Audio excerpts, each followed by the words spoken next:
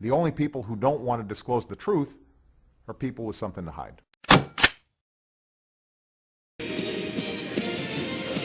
No doubt about it. All eyes are on Donald Trump. He was front and center at last night's Republican debate because he had the highest poll numbers. But some critics are panning his performance. So what does Donald have to say about that? Donald Trump joins us on the phone right now. Good morning to you, sir.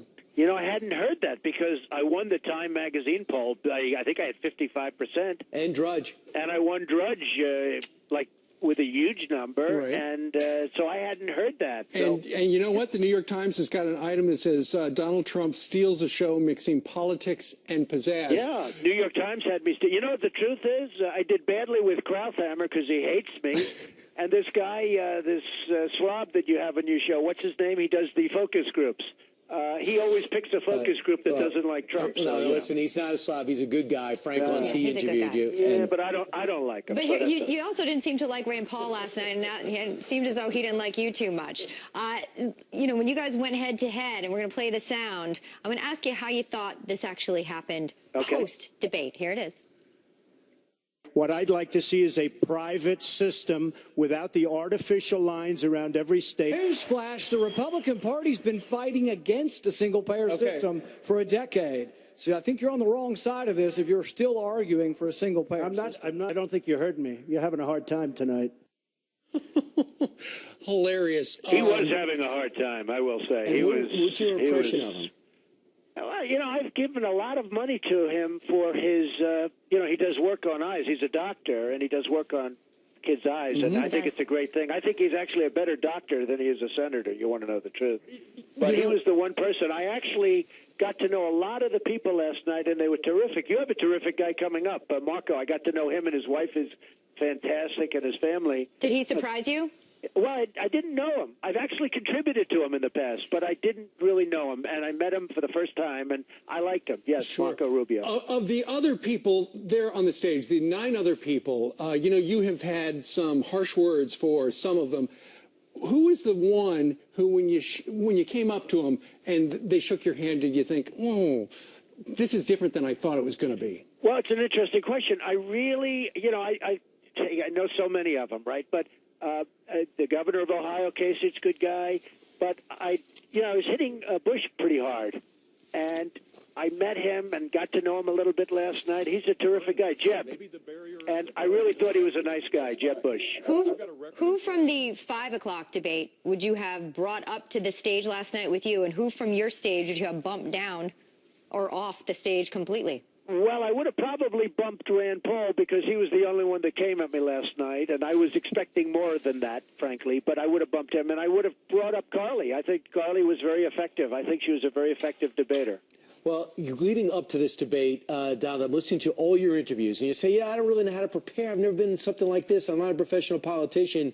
It seemed to me you felt quite comfortable. Tell me how you really felt. Well, I did feel comfortable. Initially I was going in, and then she hit me with that really tough question. And, of course, Brett, with the hand raising and having to do with wanting me to give up my leverage, because that question was absolutely, or that statement was it was just aimed at me, which I didn't think was appropriate, but that's okay. Again, and then she hit me with a very, very hard question. That was when I came up with the Rosie O'Donnell statement, which really got a tremendous applause. I mean, that was the biggest applause of the evening, actually, so it was sort of interesting. But why is that unfair, Donald? If Brett is asking, raise your hand if you would not commit to supporting someone for the nominee on this stage, what's the problem with supporting the person who the people actually choose? Yeah, I don't want to use the word unfair, but I thought it was a little bit tough. Number one, I'm the only one in that category, so, it was obviously aimed at me.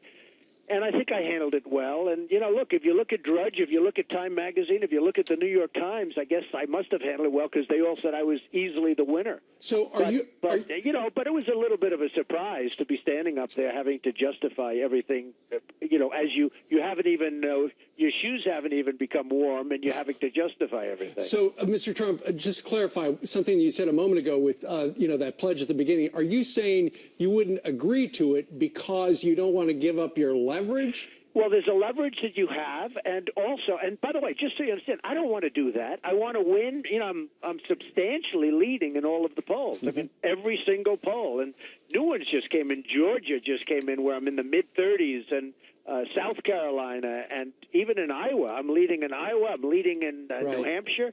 So I'm leading in all these polls and substantially leading, and that's what I want to do. I want to run as a Republican because that gives the best chance to win.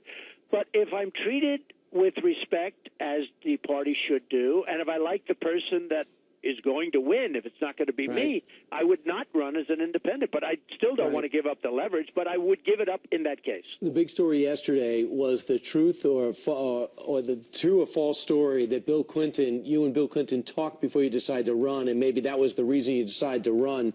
What's the truth there? No, the truth is we talked after, actually long after I decided to run. And I think, you know, maybe he was feeling out. We didn't even talk about that, and we're not particularly friends or anything. And I tell you what, he's not happy that I'm running because nobody has hit Hillary harder than I have. I'm saying that what she's done is a criminal offense. You just have to ask General Petraeus. I mean, they destroyed his life over far less than what she did. So, you know, I mean, but I had my mind made up a long time before I spoke to him, and we spoke, and it was just a nice call. It was it was really a nothing call, but nobody is going to influence me. And honestly, I'm her worst. I will be her worst nightmare, and have been. I don't think, and you people know better, I don't think anybody has been tougher on her than I have. You have been Maybe tough on her, no Carl, doubt. Exit question real quick. So what kind of a grade would you give yourself from last night? Well, if I go by Drudge, which is a great group of people, or if I go by Time Magazine, I have to give myself an A. Or if I go by the New York Times, the front page of the New York Times, I have to give myself an A. How did I know that? You know, no, I was happy with the performance. Yeah. I didn't know if I'd do well. I could, you know what? If I didn't, I'd say I got a D, I got an F. But I think I have to because I've won all the polls. Right. And you did get the most airtime by about 2 minutes, over 10 minutes. Donald Trump, thanks so much. We miss you on Mondays, but we miss you too. Yeah, Thanks for your it's time great to today. see you. Thank you very much.